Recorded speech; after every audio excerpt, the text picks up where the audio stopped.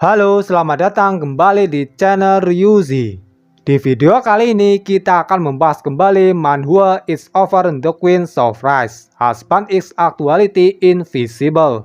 Tapi seperti biasa alangkah baiknya tekan tombol like dan subscribe-nya terlebih dahulu agar Mimin semangat membuat videonya. Dan tanpa basa-basi lagi kita ke alur ceritanya. Di part sebelumnya kita diperlihatkan Kyotian yang kaget ketika melihat Jiabenya dengan santainya memakan pil pemberian Kyotian. Beberapa saat kemudian, Kyotian melihat jika ada seseorang yang sedang protes karena biaya untuk menggunakan gerbang void sangatlah mahal. Penjaga gerbang tersebut mengatakan jika orang tersebut tidak mampu membayarnya, maka dia bisa menggadaikan istri atau kapal terbangnya agar bisa melewatinya. Dao menanyakan kepada Jiabenya berapa biaya untuk masuk ke Real Lempes. Jiabenya menjawab jika itu adalah 30%. 30%? Apa artinya? Tanya Dao. Jiabenya menjawab, biaya adalah 30% dari kekayaan yang dimiliki oleh pelintas. Formasi ini dapat langsung mendeteksi nilai penyimpanan di tubuhmu dan nilai senjata roh terbang Void. Tentu saja, orang yang kuat dan berkuasa tidak termasuk dalam daftar ini. Dao sedikit emosi sambil berkata, terlalu banyak makan dan mengambil kartu, menindas yang lemah dan takut pada yang kuat. Ketika kau cukup kuat, secara alami akan melakukan apapun yang kau inginkan. Jika kau tidak memiliki timbangan di hatimu, mudah tersesat. Hal semacam ini sangat menarik. Kau cukup kuat. Tidak peduli seberapa omong kosongnya kau. Tidak peduli seberapa banyak kau mengacau. Bahkan jika kau gendut, orang akan mengatakan, wow, baunya sangat enak. Kakek benar. Kyotian pun langsung menampar Jiabenya. Kakek, kamu mencabuk dengan baik. Ketika kamu mencabuk, cucu merasa nyaman. Jangan khawatir, aku akan melepaskan orang itu. Kyotian menyuruh Jiabenya untuk tidak hanya melepaskan orang itu, tetapi juga melepaskan semua orang yang berada di kapal terbang. Jiabenya pun menurutinya. Kyotian memberi Jiabenya sebuah pil dan menyuruhnya untuk segera bekerja. Dan Jiabenya pun langsung pergi. Dao berkata, blok atas tidak lurus dan blok bawah bengkok.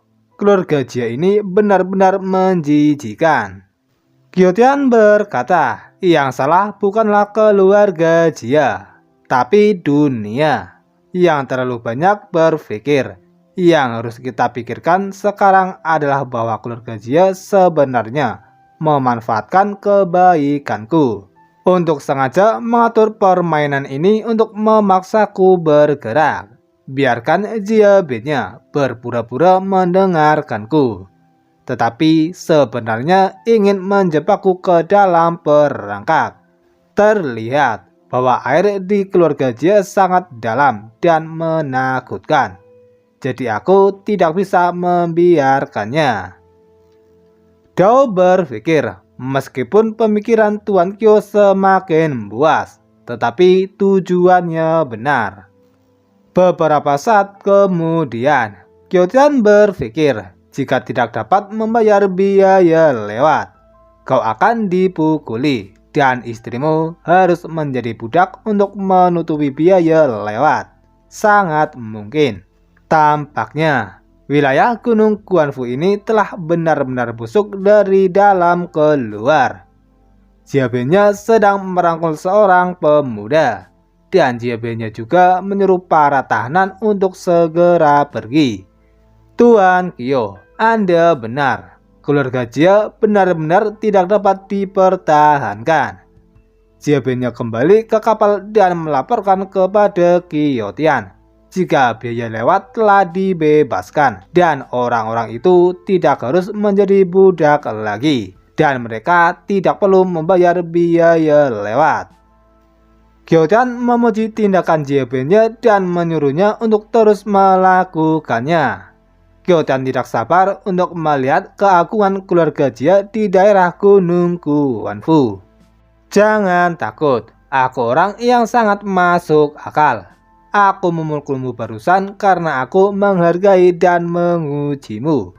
Seperti kata pepatah, yang paling dicintai kakek adalah cucunya. Jiebinnya pun merasa senang. Penjaga gerbang meminta izin kepada Jiebinnya untuk mendaftarkan informasi identitas Gyotian dan Dao. Jiebinnya mengatakan jika ini adalah kakek baptisnya dan yang di sebelahnya adalah ayah baptisnya. Penjaga tersebut menanyakan kepada Jiebinnya apakah Jiebinnya bercanda. Jiebinnya langsung menampar penjaga tersebut dan mengatakan, "Master yang diakui oleh tuan muda ini, apakah kau perlu mempertanyakannya? Jika bukan karena tuan ini menyelamatkan nyawaku, aku ini sudah lama mati." "Omong kosong macam apa kamu? Kamu tahu apa, sialan?" Jiebinnya pun terus menampar penjaga tersebut.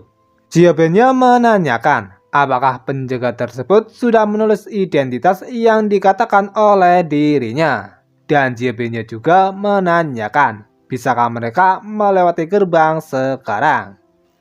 Penjaga tersebut menjawab, jika mereka sudah bisa melewatinya.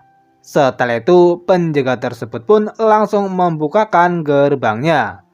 Penjaga tersebut menyilakan Jiebinnya untuk melewati gerbang. Dan kapal Jiebinnya pun langsung melewatinya.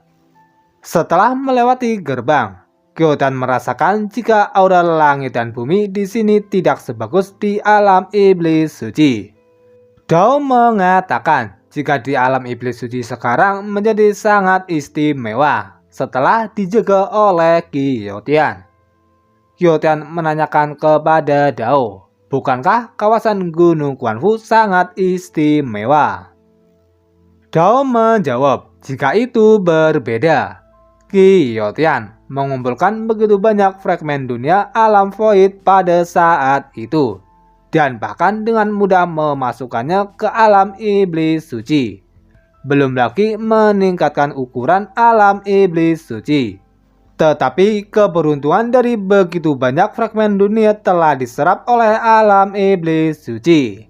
Dao berpikir, aura langit dan bumi di alam iblis suci jelas lebih kuat daripada dunia manapun sekarang. Beberapa saat kemudian, kapal Jiebinnya telah sampai di Gunung Guanfu. Jiebinnya menjelaskan jika itu adalah kediaman anggota inti keluarga Jie, Jie Mansion. Dan di sana itu adalah inti dari domain Gunung Guanfu. Kota Gunung Guanfu. Hutan di kota itu adalah Gunung Guanfu. Selain itu, ada 5 kota besar lainnya di kawasan pegunungan Guanfu yang tersebar di berbagai arah. Gyotan sedang memikirkan bagaimana cara untuk memotong kota tersebut, seperti ini atau seperti itu. Dao menanyakan apa yang harus mereka lakukan selanjutnya. Dao berpikir tempat ini adalah keberadaan inti dari domain pegunungan Guanfu. Tuan Kyo pasti akan melakukan pekerjaan besar kali ini. Jangan khawatir. Kita harus berhati-hati dan waspada dalam melakukan sesuatu. Tidak gegabah. Apakah ada tempat penginapan di kota Gunung Guanfu? Tanya Gyotian. Jiebinnya menjawab, tentu saja ada. Aku masih memiliki beberapa properti di kota. Tempat seperti apa yang ingin Anda tinggali? Tanya Jiebinnya. Gyotan menjawab, jika dirinya ingin tempat dengan lingkungan yang tenang dan tempat tidur yang nyaman. Jiebinnya pun langsung akan mengantarkan Gyotian ke sana. Di kota Gunung Guanfu, Kyotan melihat jika ada sesuatu. Dao menanyakan ada apa. Kyotan menjawab jika itu bukan apa-apa. Kyotan baru saja melihat seorang wanita yang terlihat seperti istri tertua. Dao bingung apa yang dilihat oleh Kyotan. Dao menanyakan, istri tertua, apakah yang mulia sih? Ini pertama kalinya aku mendengar Tuan Kyo memanggil Yang Mulyasi seperti ini. Dao menanyakan, mengapa ada perbedaan nama sebelum dan sesudahnya. Sepertinya kamu lajang kan? Tanya Kyotan. Dao menjawab, iya, aku belum punya istri. Pantas saja kamu tidak mengerti. Seorang wanita masih seorang permaisuri, maka dia pasti sedikit tsundere. Dia akan malu untuk memanggil istri orang secara langsung. Memanggil yang mulia adalah sedikit kesenangan dan keanggunan di antara sepasang kekasih. Apakah ada hubungan yang diperlukan untuk ini? Ucap pikiran Dao yang bingung. Kyotan menepuk bahu Dao dan mengatakan jika Dao benar-benar bujangan tua. Dan seketika Dao pun terdiam. Dao berpikir jika dirinya ingin membantah. Tetapi apa yang dikatakan Kyotan adalah kebenaran. Dao pun bingung apa yang harus dirinya lakukan. Karena Dao tidak bisa membantah sama sekali. Di puncak gunung Guanfu, Kyotan mengatakan jika lokasi ini sangat bagus. Melihat lebih dekat pemandangan kawasan gunung Guanfu, sayang sekali untuk dipotong. Jiabeinya bingung dan bertanya-tanya, dipotong apa maksudnya? Mungkinkah kamu ingin memotong kawasan gunung Guanfu? Bagaimana mungkin?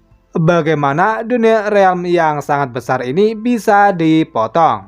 Kamu telah melakukan pekerjaan dengan baik dalam hal ini. Aku sangat puas. Namun, ini tidak cukup untuk menebus dosa keluarga Jiamu. Tetapi aku masih bersedia memberikan kesempatan kepada keluarga Jiamu untuk berubah. Iya, Kak, Anda benar. Keluarga Jia kami harus menghargai kesempatan ini. Kesalahan apa yang dilakukan keluarga Jia kita untuk menyinggung master ini? Apakah ini terkait dengan aliansi 100 ras? Tidak, master ini tidak pernah menyebut aliansi 100 ras dari awal hingga akhir. Lupakan saja jika tidak bisa memikirkannya.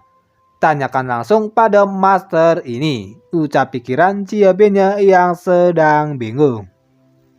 Jiabeinya menanyakan kepada Kyotan, apalagi yang harus dilakukan selanjutnya. Kyotan menyuruh Jiabeinya untuk kembali ke keluarga Jia terlebih dahulu dan menyuruhnya untuk berbicara dengan kepala keluarganya. Dan menyuruh Jiabeinya untuk meminta kepada kepala keluarganya untuk disalahkan. Kyotan memegang bahu Jiabeinya dan menyuruh Jiabeinya untuk tidak mencoba memainkan sebuah trik kepada Kyotan. Karena seharusnya Jiabeinya sudah tahu betapa kuatnya Kyotan. Jiabeinya meminta Kyotan untuk jangan khawatir. Karena dirinya pasti akan menyampaikan pesan dari Kyotan. Dan apapun kebutuhan Kyotan, keluarga Jia mereka akan bekerja sama. Kyotan pun menyuruh Jiabeinya untuk segera pergi. Dan mengingatkan Jiabeinya untuk membawa patriark keluarga Jia ke depan pintu besok. Dan menyuruh Jiabeinya untuk jangan terlambat. Setelah itu, Jiabeinya pun langsung pergi. Setelah pergi, Jiabeinya berpikir jika dirinya akhirnya bisa selamat. Jiabeinya langsung bergegas kembali ke keluarga Jia dan berpikir jika dirinya harus melaporkan masalah Kyotan kepada kakeknya sesegera mungkin. Karena Kyotan bisa menduga bahwa keluarga Jia mereka berkolusi dengan pasukan Wuling. Setelah perginya Jia Binnya, Dao menanyakan kepada Qiuetian mengapa Qiuetian membiarkan Jia Binnya pergi seperti itu. Qiuetian pun tidak menjawabnya. Dao berpikir apa yang disebut tidak bertindak sembarangan adalah membiarkan orang pergi untuk melaporkan berita dan memastikan bahwa keluarga Jia memiliki cukup waktu untuk mempersiapkan tenaga untuk pengepungan. Patriark keluarga Jia pasti tidak akan disalahkan besok, tetapi membawa semua jenis tangan yang kuat untuk mengepung dan membunuh. Aku khawatir situasinya Aku rasa mereka akan mengambil inisiatif untuk mengumpulkan kelompok untuk mati. Tidak ada yang bisa melarikan diri. Biarkan musuh mengambil inisiatif untuk menyerahkan kepalanya. Dao langsung memuji Qiuetian karena rencana ini sangat pintar. Qiuetian menyuruh Dao untuk tetap rendah hati. Tolong simpan hal semacam ini di hatimu. Jangan dikatakan, aku hanya orang di belakang permaisuri. Jadi aku tidak bisa terlalu menonjolkan diri. Saatnya kita melihat keluarga yang kita selamatkan di pos pemeriksaan. Keluarga yang kita selamatkan di pos pemeriksaan telah diatur oleh Jia Binnya di halaman samping. Qiuetian bertanya, itu adalah halaman samping, bukan taman. Mengapa aku melihat seikat bunga dan tanaman saat melihat ke bawah dari atas? Dao mengatakan mengapa Qiuetian tidak turun dan melihatnya. Qiuetian pun langsung akan pergi dan melihatnya. Setelah sampai di halaman samping, Qiuetian kaget dan berpikir. Setelah mereka melepas topinya, ternyata seperti ini. Pantas saja melihat ke bawah dari antrium seperti melihat tanaman. Orang tersebut bernama Hua Cai Tao. Cai Tao berpikir mengapa Qiuetian melihat ke arah dirinya seperti itu. Cai Tao bingung apakah dirinya melakukan sesuatu yang salah dan menyinggung perasaan Qiuetian. Tiba-tiba Qiuetian menanyakan kepada Cai Tao mengapa kepalanya mekar. Yang ini, Tuan, apakah Anda belum pernah melihat ras kepala bunga kami? Tanya Cai Tao. Qiuetian melihat ke arah Dao dan berpikir, bahkan Long Qiu Dao belum pernah melihatnya sebelumnya. Jadi itu pasti ras baru yang lahir setelah Long Qiu Dao disegel di reruntuhan naga suci. Hanya saja, kepala bunga ini, orang tua dari nenek moyang ras kepala bunga memiliki sesuatu. Mereka lintas ras. Tapi, apakah mereka mencuci rambut? Qiuetian mengatakan, aku punya pertanyaan. Meskipun pertanyaan ini benar-benar lancang, tapi aku sangat penasaran. Cai Tao berkata, Tuan, Anda menyelamatkan keluarga kami. Jangan ragu untuk berbicara jika Anda butuh sesuatu. Dan Qiuetian pun tanpa ragu langsung menanyakan kepada Cai Tao apakah Cai Tao mencuci rambutnya. Seperti yang diharapkan dari Tuan Qiu, Anda selalu memikirkan hal-hal rumit seperti ini, ucap pikiran Dao. Cai Tao menjawab, jika keluarga mereka tidak perlu keramas. Karena bunga rambut mereka akan memadatkan aura langit dan bumi dan mengubahnya menjadi embun aura. Embun memiliki fungsi memurnikan aura langit dan bumi dan merupakan bahan yang sangat baik untuk alkimia. Ras kepala bunga mereka memiliki banyak alkemis dan juga pandai menanam dan sejenisnya. Bisa memurnikan aura langit dan bumi, itu hebat. Qiuetian berpikir, karena aku memasuki semua jenis fragmen dunia ke dalam alam iblis suci. Aura di alam iblis suci menjadi terlalu banyak dan berlumpur. Bahkan jika disortir dengan metode formasi, itu tidak berhasil. Tapi dengan sekelompok ras kepala bunga ini, bukankah masalahnya akan terpecahkan? Kyodan menanyakan siapa nama pemuda tersebut. Caitau menjawab jika nama keluarganya adalah Hue dan nama dirinya adalah Hue Caitau. Kyodan bertanya, baru saja di gerbang perbatasan, aku melihat kalian berkonflik dengan tentara yang menjaga gerbang.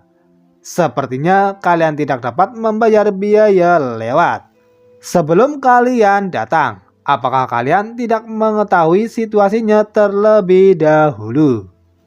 Tuan tidak mengetahui bahwa kampung halaman kami, domain Bai Hue, mengalami bencana. Dan kami melarikan diri. Setelah melarikan diri, aku ingin mencari bantuan dari aliansi 100 ras. Jadi aku datang ke sini. Aku tidak menyangka wilayah pegunungan Quanfu di garis pertahanan kedua menjadi begitu biadab dan mendominasi. Meminta setengah dari properti kami secara langsung. Setengah? Bukannya 30%? Tanya Qiotian. Caitau berkata, menurut perkataan prajurit, 30% akan diserahkan dan 20% akan diberikan kepada penjaga yang bertugas. Dao bertanya, apa yang terjadi dengan kampung halamanmu, wilayah Bai Hue, sehingga ingin kabur bersama keluargamu? Caitau gemetar dan menjawab, di kampung halaman kami, wilayah Bai Hue, banyak orang berbakat dan berkuasa tersedot hingga kering jiwanya dan meninggal tanpa alasan yang jelas. Menguras jiwa, ras orang apa yang akan menggunakan metode ini? Tanya Qiotian kepada Dao. Entahlah, ada terlalu banyak ras yang bisa menggunakan metode ini. Tiba-tiba Wang Cai berkata, Master, dari deskripsi Hue Caitau ras kepala bunga, penyebab bencana di wilayah Bai Hue adalah penyerapan jiwa. Penyerapan jiwa, ini adalah bakat para dewa kuno. Qiodan menanyakan apa itu dewa kuno. Wang Cai langsung memindai data dari warisan dewa kuno. Qiodan menanyakan apa ini. Wang Cai berkata, Master, apakah Anda lupa? Ini adalah roh warisan dari anggota ras dewa kuno. Mungkin pembahasan kali ini cukup sampai di sini terlebih dahulu. Dan sampai jumpa di next video.